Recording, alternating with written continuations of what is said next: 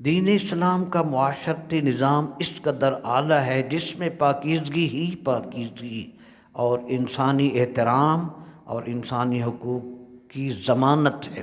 قرآن و سنت نے اس مقصد کے لیے کہ ہماری معاشرتی زندگی، یہاں کا رہن سہن محفوظ ہو، پاکیزہ ہو، سب کی عزت محفوظ ہو، سب کے اخلاق اعلیٰ ہوں اور سب میں طہارت و پاکیزگی کے جذبات پروان چڑھیں، اس معاشرتی زندگی کو حسین سے حسین بنانے کے لیے یہ مندرجہ ذیل اقدامات اٹھائے گئے۔ اس پاکیزہ معاشرتی زندگی کے لیے قرآن و سنت میں یہ اقدامات کیے گئے۔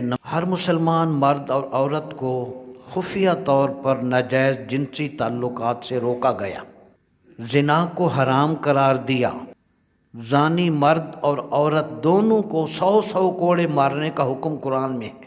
مسلم معاشرہ میں بے حیائی، فحاشی پھیلانے والوں کو دنیا اور آخرت میں دردناک عذاب کی وعید سنائی سورہ نور میں۔ دین اسلام نے اس کے برعکس نکاح کا حکم دیا اور نکاح کو سنت نبوی بھی قرار دیا، اور دیگر انبیاء کی بھی یہی سنت ہے نکاح کرنا۔